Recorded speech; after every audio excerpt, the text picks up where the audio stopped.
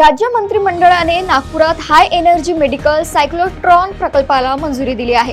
या प्रकल्पामुळे कर्करोग निदान आणि उपचारांसाठी अत्याधुनिक सुविधा उपलब्ध होणार आहे। महाराष्ट्र मंत्रिमंडळाने ग्रामीण पिण्याचे पाणी धोरण 2026 मंजूर केले आहे। राज्यातील गावांमध्ये शाश्वत पाणी पुरवठा व्यवस्था निर्माण करण्यावर भर दिला जाणार आहे। पुणे रिव्हरफ्रंट विकास प्रकल्पाच्या पर्यावरणीय परिणामांची चौकशी करण्याचे आदेश राज्य पर्यावरण विभागाने दिले आहेत।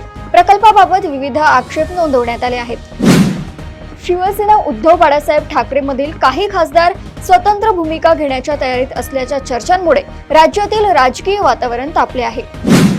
दिघी पोर्ट औद्योगिक क्षेत्रातील निविदा प्रक्रियेबाबत अनियमिततेचे आरोप करण्यात आले आहेत। या प्रकरणी चौकशीची मागणी करण्यात आली आहे।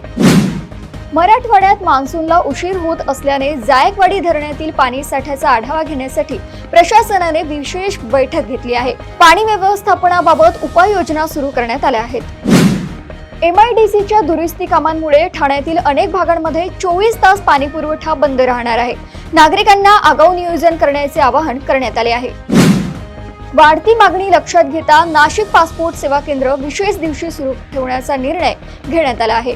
यामुळे प्रलंबित अर्जदारांना दिलासा मिळणार आहे। घरगुती जनगणना सर्वेक्षणात गडचिरोली जिल्ह्याने उत्कृष्ट कामगिरी करत राज्यात आघाडी घेतली आहे। दुर्गम भागातही सर्वेक्षण यशस्वीपणे पूर्ण करण्यात आले आहे। मान्सून पूर्व तयारीसाठी कोल्हापूर कृषी विभागाने शेतकऱ्यांना मार्गदर्शन सुरू केले आहे। बियाणे आणि खतांचा पुरेसा साठा उपलब्ध असल्याची माहिती प्रशासनाने दिली आहे। प्रदेशातील अशा टॉप 10 घडामोडी मी प्रतीक्षा आपल्यापर्यंत पोहोचवणारच। तोपर्यंत पाहत रहा देशोन्नती। नमस्कार।